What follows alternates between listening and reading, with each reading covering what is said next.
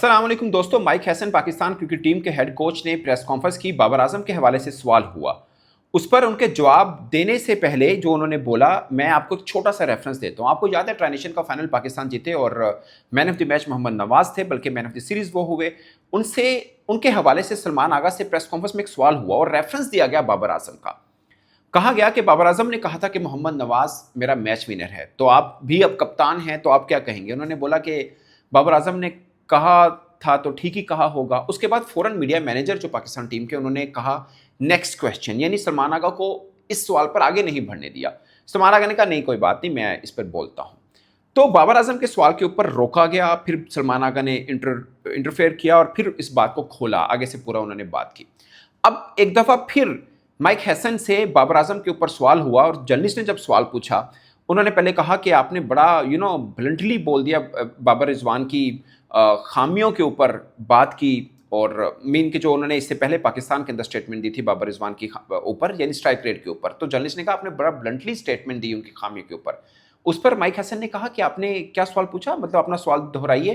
तो फिर जर्नलिस्ट ने सवाल थोड़ा सा धीमे मिजाज में पूछा। उसके ऊपर फिर माइक हैसन ने यह कहा कि मैंने उनकी कमजोरियां नहीं बताई, बल्कि मैंने एक बात की है कि स्ट्राइक रेट आज की क्रिकेट की जरूरत है और बीइंग कोच आपको बड़ा ऑनेस्ट होना चाहिए अपने क्रिकेटर्स के साथ। ये माइक हैसन ने कहा। उन्होंने बोला कि आपको ईमानदारी के साथ अपने क्रिकेटर्स के साथ रिलेशन रखने चाहिए और कोई एजेंडा नहीं होना चाहिए। आपको बता देना चाहिए, एक जिसे बोलते हैं ना विजिबल पिक्चर रखनी चाहिए अपने क्रिकेटर्स के सामने, जो मफहूम था उनका, और वही मैंने किया। और आज की दौर में स्ट्राइक रेट बहुत अहम होता है, इस वास्ते उन्होंने खुला बोला कि बाबर आजम और रिजवान को अपने स्ट्राइक रेट पे काम करना चाहिए।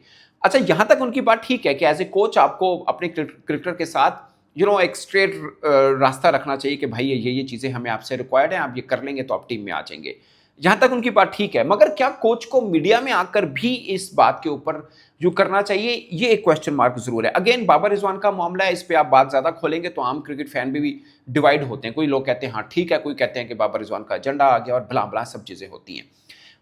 अगर ईमानदारी की बात है तो इस स्टेटमेंट के ऊपर भी माइक हैसन को बोलना चाहिए जो मीडिया पे आया और जो कि सच भी है, लेकिन माइक हैसन इस बात को मानने को तैयार नहीं है पब्लिकली कि उन्होंने बाबर आजम को कीपर की ऑप्शन या ऑफर भी की थी कि आप एज ए कीपर भी खेलें। आज शायद क्रिकेट फैंस को यह बात समझ में आ रही हो कि माइक हैसन ने जो पहले बाबर आजम को ये कहा और आज वो नहीं मानते कि बाबर आजम को उन्होंने ये कहा था कि कीपर आप कीपर के तौर पे ट्राई करें तो टीम में आ सकते हैं। वो इसलिए बनता था कि हारिस वाली एक जगह है जो शायद अब आप लोगों को समझ में आए कि वो ऐसी जगह है जिसमें एक इंक्लूड हो सकता है। और मैं हमेशा मानता हूं कि जब एशिया कप का जिक्र हुआ कि किसको होना चाहिए, बाबर या रिजवान, तो मुझे ये लगता था कि शायद रिजवान के ज़्यादा चांसेस बनते हैं। वो इसलिए कि कीपर वाली हर टीम में दो कीपर हैं, पाकिस्तान टीम में दो नहीं हैं, मेकशिफ्ट कीपर साबजा फरहान को बनाया गया। तो मैं इसलिए मानता था कि शायद रिजवान की ऑप्शन ज़्यादा बेहतर बनती हो as compare to Babar. No doubt Babar एक बड़े बल्लेबाज हैं, बट जो टीम का कॉम्बिनेशन बन चुका हुआ है उसमें शायद मेरे ख्याल में बाबर की जगह ज़्यादा बनती हो एज़ कम्पेयर टू रिजवान की जगह ज़्यादा बनती है as compare to Babar Azam, क्योंकि कीपर ऑप्शन जहाँ पे टर्न हो शायद रिजवान ज़्यादा कंफर्टेबल ऑप्शन बन सकते थे अगर 17 मेंबर टीम के अंदर वो होते तो। अब उन्होंने बोला कि स्ट्राइक रेट वाला मामला है और क्रिकेटर के साथ आपका ताल्लुक बड़ा ईमानदारी बेस पे होना चाहिए और आपको खुल के बता देना चाहिए, कोई एजेंडा नहीं होना चाहिए। ये बातें एज ए कोच उनकी ठीक थी, मगर आई डोंट नो कीपर वाले मामले से वो कैसे हट रहे हैं। खैर ये सोर्सेज कोटेड हैं कि हैसन ने बाबर को बोला था कि आप कीपिंग के तौर पर अपने आप को ट्राई करें तो शायद टीम में आ सकते हो, या तो फिर आपको स्ट्राइक रेट 145, 150 या 140 प्लस रखना पड़ेगा। सो ये है। इसके ऊपर भी बहुत से लोगों ने कहा कि सलमान आगा की फिर स्ट्राइक रेट क्यों कम है, बट मेरा ये मानना है कि सलमान आगा की स्ट्राइक रेट शायद उन्होंने कम मैच खेले हैं या उन कंडीशन में खेले हैं जहाँ पे बड़े रन बने भी नहीं है। सलमान आगा में शायद वो गेयर सब हैं जो एक T20 प्लेयर में होने चाहिए, बल्कि मैं ये समझता हूँ वो वनडे को भी बेहतर स्ट्राइक रेट से खेलते हैं। ये मैं सनाउल्लाह कह रहा हूँ। मुझे लगता है कि सलमान आगा पे इस चीज़ का क्रिटिसाइज करना कि उनका स्ट्राइक रेट कम है, शायद ये इनजस्टिस होगा। As a team leader, as a batter, as a middle order batter, वो टीम को अच्छे से लीड भी कर रहे हैं और अपनी पोजीशन को सेक्रीफाइस भी करते हैं जहाँ पे ज़रूरत पड़ती है। ये मेरा ख्याल है। और मुझे लगता है कि उनके ऊपर बात करना, उनकी तनकीद करना वो भी गलत होगा। हो सकता है आपको बाबर या रिजवान के ऊपर बहुत से लोगों को पसंद भी करते हो, बट इस चक्कर में आप अगर सलमान आगा को क्रिटिसाइज़ करें तो शायद ये भी इनजस्टिस होगा, अनफेयर होगा। ये मेरा ख्याल है। बाद में उनसे बात हुआ इंडिया पाकिस्तान सवाल को लेकर भी, स्पिनर्स को लेकर भी। खासकर ये सवाल हुआ कि इंडियन स्पिनर्स, मतलब पाकिस्तानी जो बल्लेबाज हैं वो हाथ नहीं पढ़ पाते। उसका अगरचे उन्होंने जवाब ये दिया कि राशिद खान को खेले हैं हमने, नबी को खेला उस पिच के ऊपर जहां पर शारजा का लास्ट मैच जो ट्राई का फाइनल था, उस पर हसन ने कहा कि उस पिच के ऊपर जहां पर 120 रन बहुत थे, हमने 140 रन किए हैं, और हमने उस पिच के ऊपर उस टीम को जिसके स्पिनर वर्ल्ड बेस्ट माने जाते हैं, हमने 75 रन से शिकस्त दी है। सो आप कैसे कह सकते हैं कि हम स्पिनर्स को हाथ नहीं पड़ पा रहे। ये कमेंटेटर ने भी ड्यूरिंग मैच कहा था कि पाकिस्तानी बैटर्स को पता नहीं चल रहा था गूगली का लेग ब्रेक का, या कैरम बॉल कर रहे होते तो रीड नहीं कर पा रहे होते। ये बहुत से कमेंटेटर्स ने भी इस बात की निशानदेही की, शायद इसलिए जर्नलिस्ट ने हसन से ये सवाल भी पूछा, तो जिस पर हसन ने कहा कि ये कैसे आप कह सकते हैं, हमने तो अफगानिस्तान को 2 मैच हरा रखे हैं और फाइनल में बड़े रन किए, 20 रन ज्यादा कर दिए उस पिच पे जहां पर 120 भी शायद ठीक थे, जो कि बाद में साबित हुआ कि हाँ ठीक थे इतने रन पे। ये उन्होंने मतलब उनका ये कहने का था कि इंडियन स्पिनर के हाथ भी हम पढ़ लेंगे, मसला नहीं है, अगर कुलदीप गुगली करेगा या वरुण चक्रवर्ती अपनी मिस्ट्री बॉल करेगा हम पढ़ लेंगे, मसला नहीं, हमारे बैटर स्पिनर्स को अच्छा खेल लेते हैं क्योंकि हमने अफगानिस्तान को भी खेल रखा है। ये एक उनका एतमाद है जो कि being head coach of Pakistan team होना भी चाहिए कि आप अपने बैटर्स का डिफेंड कर रहे हो कि नहीं हम स्पिनर को अच्छा खेलते हैं। अगरचे स्टैट ये बताते हैं कि पाकिस्तानी बल्लेबाज स्पिन कंडीशन में कंपैरेटिवली बुरी क्रिकेट खेल रहे हैं। मतलब हम पे ये आता था कि सीना कंट्री में जाके हम कोलैप्स करते हैं, बट अब तो हम स्पिनर्स के सामने भी थोड़ा सा स्ट्रगल कर रहे हैं, बट कोच का डिफेंड करना एक लॉजिकल है और उनको करना भी चाहिए। फिर ये हुआ कि उन्होंने ये बात की कि शारजा की पिच और दुबई की पिच में फ़र्क है।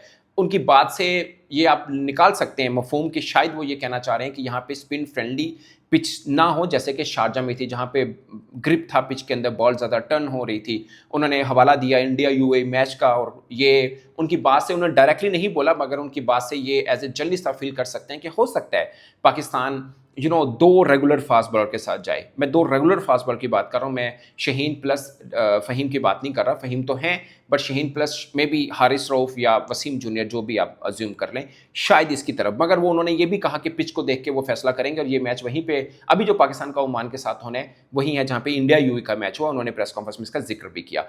मुझे ये लग रहा है कि उन्होंने ये भी कहा कि हमारे पास 5 स्पिन के ऑप्शन है, उससे लग रहा है कि हम 3 स्पिनर के साथ भी जा सकते हैं। 2 ऑप्शन जो 5 उन्होंने बोली उसमें सलमान आगा और साइम अयूब को प्लस कर लें, बाकी 3 स्पिनर जिसमें हमने लास्ट जो खेले थे अफगानिस्तान के खिलाफ, लाइक आपके पास नवाज थे, सुफियान मुकीम थे और अब्रार अहमद थे, तो 3 स्पिनर वो तो 5 स्पिनर्स के ऑप्शन बोली। फिर उन्होंने बोला कि हमारे पास 5 फास्ट बॉलर भी हैं, जिसमें शहीन शाह अफरीदी, हारिस रऊफ, वसीम जूनियर, हसन अली, ये बॉलर वो, और सलमान मिर्ज़ा भी शामिल है। उन्होंने ये बात की कि हमारा कैसी भी पिच हो, कैसी भी कंडीशन हो, हमारे पास गियर सब हैं, like 5 fast bowler, 5 spin option, तो हम तो हर तरह से तैयार हैं, ये हसन ने बोला। फिर उन्होंने इंडिया की तारीफ की कि इंडिया अच्छी क्रिकेट खेलता आ रहा है, ऑफकोर्स उनके बल्लेबाज फॉर्म में हैं, बॉलिंग बेहतर कर रहे हैं, नो डाउट उनको थोड़ा सा एडवांटेज है, मगर ये भी कहा हसन ने कि मैं एज ए कमेंटेटर देखता रहा हूँ पाकिस्तान इंडिया मैच को, या एज ए ऑब्जर्वर देखता रहा हूँ, अब फर्स्ट टाइम कोचिंग करूंगा पाकिस्तान टीम के एक बड़े मैच के लिए, और हम सोचेंगे कि बड़े इवेंट का कोई फाइनल जैसे खेल रहे हैं, और हमारे जहन में ये मैच को हम इस तरह से लेके चलेंगे।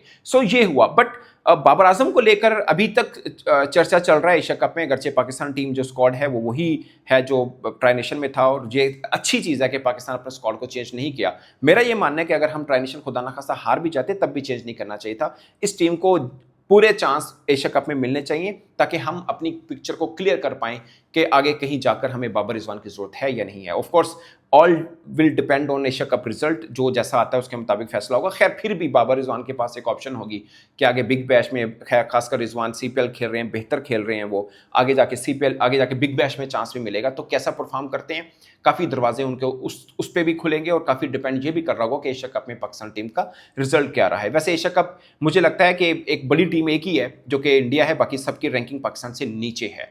इंडिया के खिलाफ रिजल्ट बहुत मैटर कर रहा होगा, हमारे ये बल्लेबाज कैसे खेलते हैं वो बहुत मैटर कर रहा होगा। हारिस के लिए भी बहुत खास होगा, क्योंकि अगर वो खुदा ना खासा अच्छा परफॉर्म नहीं करते तो मुझे नहीं लगता कि उनको आगे जाके चांस मिल पाए।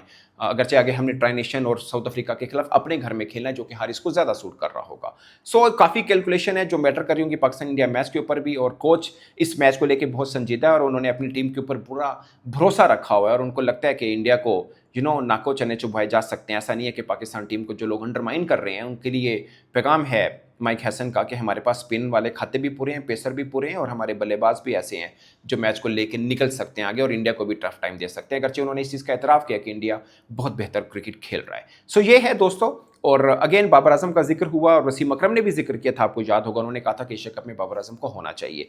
बट एक सबसे बड़ा सवाल ये जरूर आता है कि अगर बाबर आजम होने चाहिए तो किसकी जगह पे होने चाहिए। बाद में सिर्फ देखिए, बाबर आजम बड़े क्रिकेटर हैं, इसमें कोई दो राय नहीं है, बट मेरा ये मानना है कि एक वीक एरिया पाकिस्तान टीम में बना हुआ है जो फिल वक्त है, अगरचे मैं मानता हूं कि उनको रेगुलर चांस मिलने चाहिए, वो है मोहम्मद हारिस का, और उनको उनकी जगह पे मिलने चाहिए, मैं ये भी मान लेता हूं। मगर जो बाबर आजम का जिक्र होता है, शायद बाबर जवान में से कोई एक होने चाहिए अगर डाइसी पिच है। बट सवाल यही है कि अगर बाबर होते हैं तो ऑलरेडी टीम के अंदर 5 ओपनर हैं, फिर बाबर आजम किस खिलाड़ी को निकाल के टीम में आएंगे। साइम अयूब जो है वो आपके ऑलराउंड शेप में खेल रहे हैं, सबजा फरहान ने 3 मैन ऑफ द मैच लिए हैं, ट्राई नेशन से पहले 6 मैच में से 3 मैन ऑफ द मैच हैं, और उसके ऊपर रविचंद्र अश्विन ने बड़ी स्टेटमेंट दी है कि वो क्रिकेटर हैं जो अभिषेक शर्मा के पैरेलल बैटिंग कर सकते हैं पाकिस्तान टीम से। फखर जमान को आप ड्रॉप नहीं करेंगे, सलमान आगा आपके कप्तान हैं, हसन नवाज आपके मिडिल ऑर्डर को संभाले हुए हैं, और वैसे भी 5 छठे नंबर पे खेलते हैं, बाबर वहां खेलते नहीं है। तो ऊपर से एक हारिस वाली जगह है, अगर हारिस को आप निकाल के बाबर को लाएं, साबजा फरहान से कीपिंग कराएं, तो शायद ये भी बेहतर आइडिया ना होगा। ये मेरी अपनी एक असेसमेंट है। तो ये है दोस्तों, फिल वक्त बाबर रिजवान चर्चे में रहेंगे जब तक एशिया कप चलता रहेगा, बट मुझे लगता है कि इन दोनों की टीम में आना ना आना ये बहुत डिपेंड करेगा एशिया कप के रिजल्ट के ऊपर। मगर हैसन ने एक बार फिर क्लियरली बोला है कि दोनों को क्या बेहतर करना है टीम में आने के लिए। इस पर आप अपनी राय कमेंट के सूरत में जरूर बताएगा। मेरी तरफ से इतना ही, इजाजत दीजिए, अल्लाह हाफिज़।